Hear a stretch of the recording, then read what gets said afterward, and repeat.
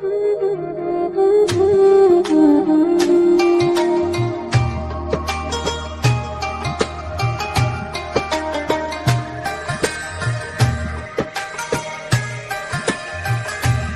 everyone, Assalamu alaikum, welcome to Taste of Chennai.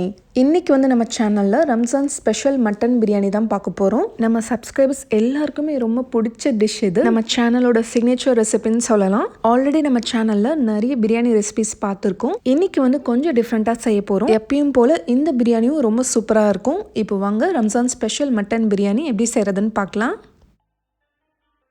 இன்றைக்கி mutton biryani செய்கிறதுக்காக நான் ஒரு 1.5 கிலோ அளவுக்கு பாஸ்மதி ரைஸ் எடுத்திருக்கேன். நான் வந்து இது இந்தியா கேட் கிளாசிக் தான் யூஸ் பண்ணுறேன்.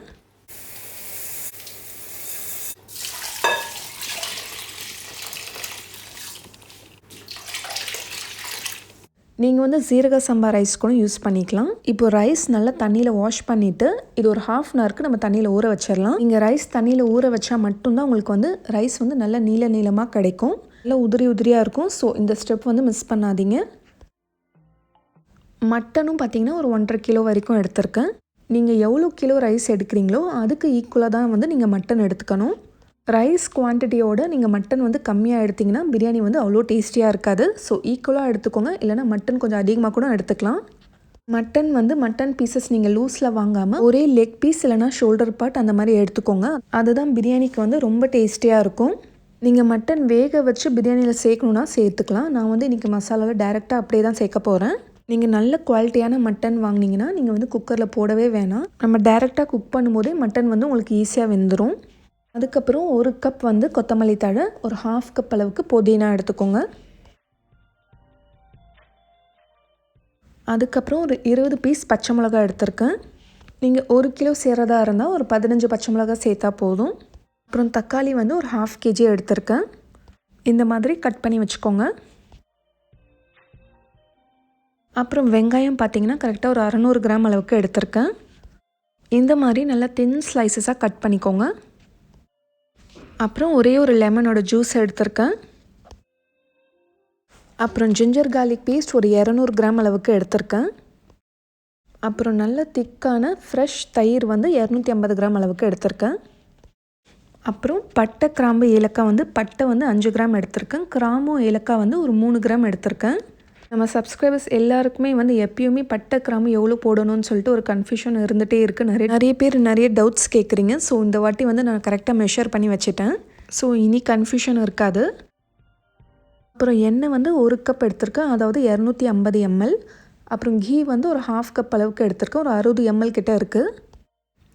அப்புறம் மசாலா பார்த்திங்கன்னா ஒரு 1/2 டீஸ்பூன் அளவுக்கு மஞ்சள் தூள் எடுத்திருக்கேன். அதுக்கப்புறம் 2 டேபிள் ஸ்பூன் அளவுக்கு மிளகாய் தூள், ஒரே ஒரு டேபிள் ஸ்பூன் அளவுக்கு மல்லித்தூள் எடுத்திருக்கேன். அதுக்கப்புறம் ஒரே ஒரு டேபிள் ஸ்பூன் பிரியாணி மசாலா, அதாவது வீட்டில் அரைச்ச மசாலா, பட்டை, கிராம்பு, ஏலக்காய் இது 3 சேர்த்து அரைச்சி போடணும். கடையில் வாங்குகிற பிரியாணி மசாலா வந்து இதுக்கு யூஸ் பண்ணாதீங்க. இதுக்கு மஞ்சத்தூளும் மல்லித்தூளும் வந்து ஆப்ஷனல். உங்களுக்கு வேணும்னா நீங்கள் ஸ்கிப் பண்ணிடலாம். இப்போ கடாயில் நான் எடுத்து வச்சுருக்க நெய்யும் எண்ணெயும் சேர்த்துடலாம்.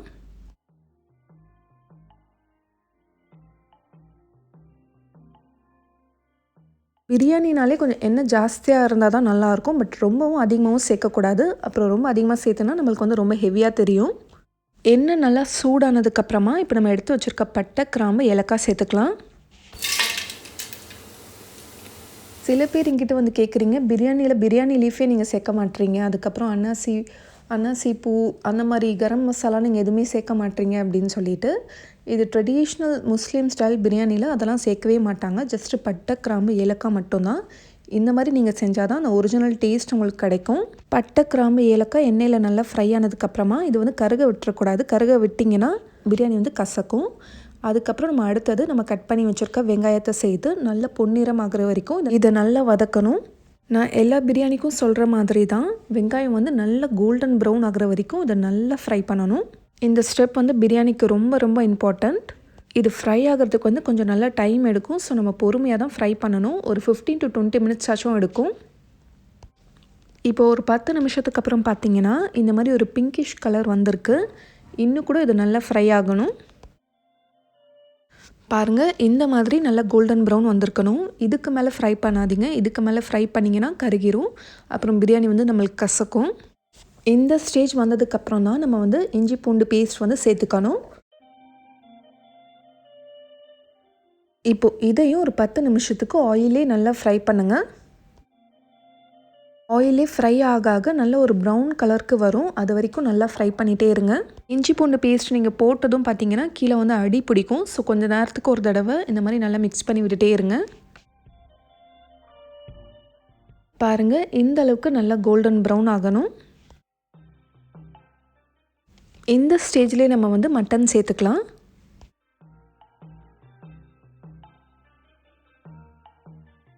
மட்டனும் பார்த்திங்கன்னா நல்லா கோல்டன் ப்ரௌன் ஆகிற வரைக்கும் இதை ஆயிலே நல்லா ஃப்ரை பண்ணுங்கள். மட்டன் எந்த அளவுக்கு ஆயிலில் ஃப்ரை ஆகுதோ நல்லா உங்களுக்கு வந்து டேஸ்ட் நல்லாயிருக்கும்.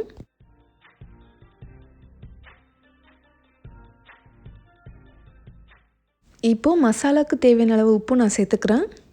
ஒரு 7 டீஸ்பூன்ஸ் ஆஃப் சால்ட் நான் சேர்த்துருக்கேன். நம்ம ரைஸ்க்கும் வந்து தனியாக சேர்க்க போகிறோம். ஸோ பார்த்து சேர்த்துக்கோங்க.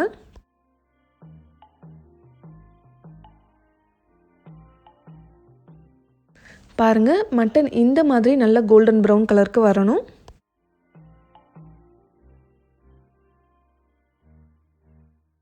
இந்த அளவுக்கு நல்லா கோல்டன் ப்ரௌன் ஆனதுக்கப்புறமா நம்ம தயிர் சேர்த்துக்கலாம்.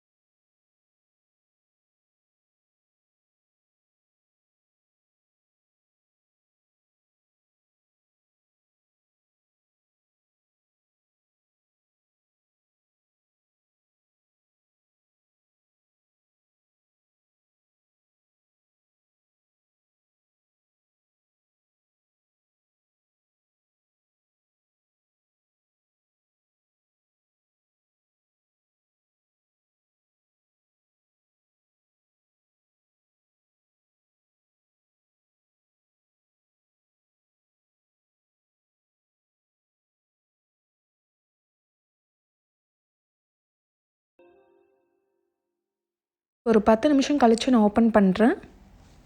தக்காளிலாம் நல்லா மசிஞ்சதுக்கப்புறமா நம்ம மசாலா சேர்த்துக்கலாம். ஃபஸ்ட்டு மஞ்சத்தூள் சேர்த்துக்கோங்க. அடுத்தது வந்து மிளகாய் தூள் வந்து நம்ம வீட்டில் அரைப்போம் இல்லையா, அதே சேர்த்துக்கலாம். காஷ்மீரி சில்லி பவுடர்லாம் சேர்க்க வேணாம். நார்மல் சில்லி பவுடரே சேர்த்துக்கோங்க, அதுதான் நல்லாயிருக்கும். நீங்கள் கடையில் வாங்குறதா இருந்தால் கூட நார்மல் சில்லி பவுடரே யூஸ் பண்ணிக்கோங்க. அடுத்தது மல்லித்தூள் பார்த்திங்கன்னா அதுவும் ரொம்ப சேர்க்கக்கூடாது. ஜஸ்ட் 1 டேபிள் ஸ்பூன் சேர்த்தா போதும். நீங்கள் நிறைய சேர்த்தா வந்து டேஸ்ட் வந்து சேஞ்ச் ஆகும், நல்லா இருக்காது. அடுத்தது நம்ம வீட்டிலே அரைச்ச பிரியாணி மசாலா. இதுவும் பார்த்திங்கன்னா ரொம்ப அதிகமாக சேர்க்கக்கூடாது. ரொம்ப அதிகமாக சேர்த்திங்கன்னா வந்து உங்களுக்கு கசக்கும். இப்போ இதை நல்லா மிக்ஸ் பண்ணி விட்டுருங்க. மசாலாலாம் கொஞ்ச நேரத்துக்கு நல்லா குக் ஆகட்டும்.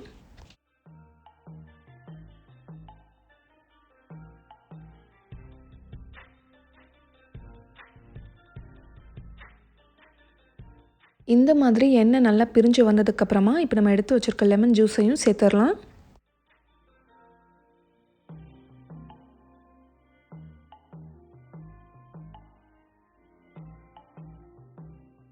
இப்போ மட்டன் வேகிறதுக்காக நான் ஒரு 1 லிட்டர் தண்ணி நான் சேர்த்துக்கிறேன்.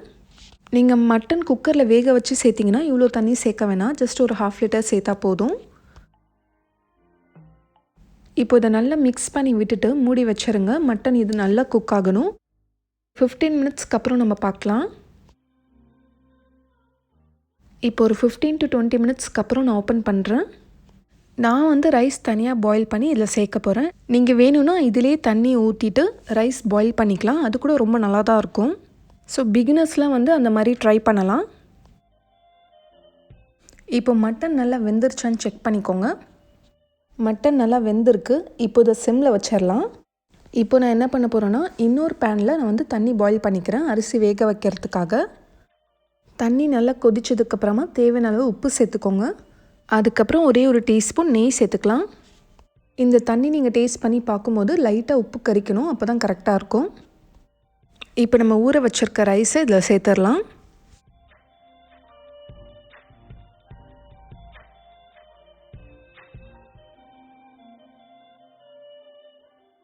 இப்போ நீங்கள் டைம் பார்த்து வச்சுக்கோங்க. கரெக்டாக ஒரு 2 to 3 மினிட்ஸ்க்குள்ளே இது வடிச்சிடணும். அதுக்கு மேலே இது வந்து வேக வைக்கக்கூடாது, அதுக்கப்புறம் சரியாக வராது. இப்போ கரெக்டாக 3 மினிட்ஸ் ஆச்சு. இப்போது நம்ம இந்த ஸ்டேஜில் ஆஃப் பண்ணிடுங்க. இதுக்கு மேலே வேக வைக்காதீங்க, ரொம்ப குழஞ்சி போயிடும். இப்போ நீங்கள் செக் பண்ணி பார்க்கும்போது வேகாத மாதிரி தான் இருக்கணும். நம்ம தம்மில் வைக்கும்போது இது வந்து வெந்துடும். ஸோ இந்த ஸ்டேஜ்லேயே இது வந்து வடிச்சிருங்க.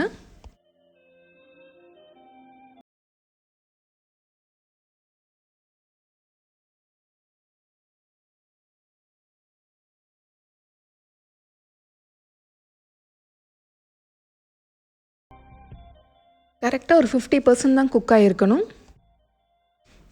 இப்போ நம்ம மசாலாவில் ரைஸ் சேர்த்துடலாம். ரைஸ் சேர்க்குறதுக்கு முன்னாடி மட்டன் நல்லா வெந்திருக்கான்னு செக் பண்ணிக்கோங்க. நீங்கள் ரைஸ் சேர்க்குறதுக்கு முன்னாடி மசாலாவில் கொஞ்சம் தண்ணி இருக்கணும், ரொம்ப ட்ரையாக இருக்கக்கூடாது. இப்போ நம்ம ரைஸை இதில் சேர்த்துக்கலாம்.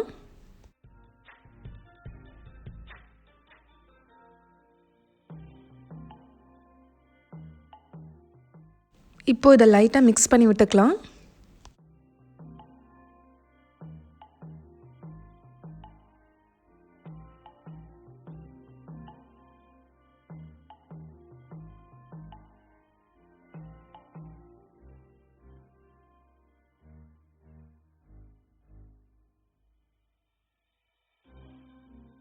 இந்த மாதிரி கொஞ்சம் நல்லா லெவல் பண்ணி விட்டுருங்க.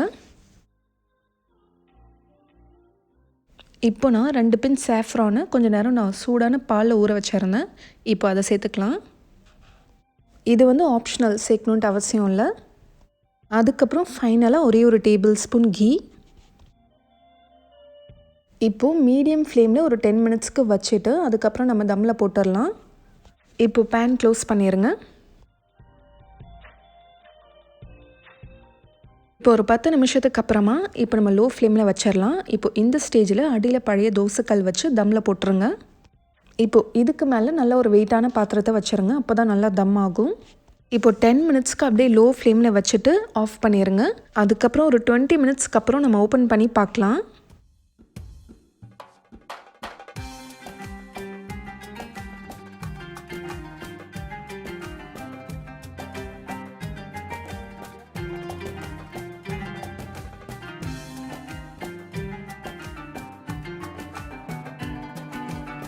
வாவ், நம்ம பிரியாணி எவ்வளோ நல்லா வந்திருக்கு பார்த்தீங்களா?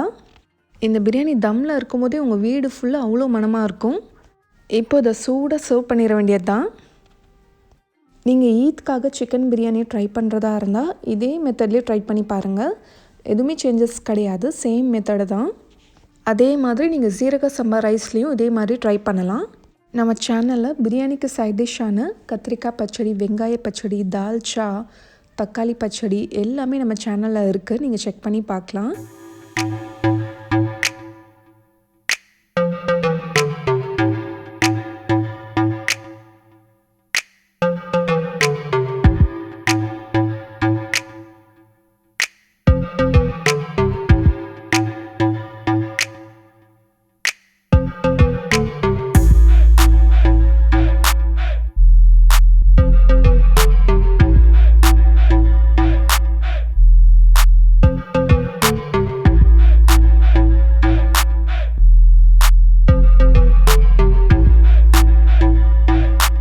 அதுவும் வாழை இலையில் சாப்பிட்றது அதோட டேஸ்ட்டே தனி தான். கத்திரிக்காய் பச்சடி ரெசிபி வந்து நம்ம சேனலில் இருக்குது. இது ரொம்ப நல்லாயிருக்கும், கண்டிப்பாக மஸ்ட் ட்ரை ரெசிபி இது. ஸோ கண்டிப்பாக ஒரு டைம் இது ட்ரை பண்ணி பாருங்கள். நான் பண்ணுற சிக்கன் ஃப்ரையும் எனக்கு ரொம்ப பிடிக்கும். அதுக்கப்புறம் ஃபிர்னி, தக்காளி பச்சடி ஏற்கனவே நம்ம சேனலில் நான் அப்லோட் பண்ணிட்டேன், பார்க்காதவங்க செக் பண்ணி பார்க்கலாம். எல்லா லிங்க்கும் நான் டிஸ்கிரிப்ஷன் பாக்ஸில் கொடுக்குறேன்.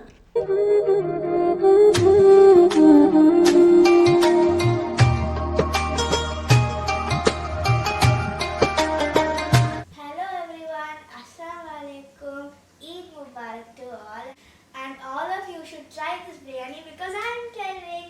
So like, share, subscribe and comment. எல்லாரும் இந்த பிரியாணி ட்ரை பண்ணுங்க, ரொம்ப சூப்பரா இருக்கும். ட்ரை. பிரியாணி ரொம்பவே நல்லா இருந்துச்சு. கண்டிப்பாக நீங்களும் ஈத்க்காக இதே மெத்தடில் ட்ரை பண்ணி பாருங்கள். இந்த வீடியோ மற்றவங்களுக்கும் யூஸ்ஃபுல்லாக இருக்கும்னு நினச்சிங்கன்னா லைக் பண்ணி உங்களோட ஃப்ரெண்ட்ஸ் அண்ட் ஃபேமிலிக்கு மறக்காமல் ஷேர் பண்ணுங்கள். டேஸ்ட் ஆஃப் சென்னை சார்பாக நம்ம சப்ஸ்கிரைபர்ஸ் வியூவர்ஸ் எல்லாருக்குமே ஈத் முபாரக். இதே மாதிரி நிறைய இன்ட்ரெஸ்டிங்கான ரெசிபிஸ் நம்ம சேனலில் வரப்போகுது. அதெல்லாம் மிஸ் பண்ணாமல் பார்த்துட்டே இருக்கணும்னா நம்ம சேனல் டேஸ்ட் ஆஃப் சென்னையை மறக்காமல் சப்ஸ்கிரைப் பண்ணுங்கள். நாளைக்கும் இதே மாதிரி வேறொரு இன்ட்ரெஸ்டிங்கான வீடியோவில் சந்திக்கலாம். தேங்க்யூ ஸோ மச் ஃபார் வாட்சிங்.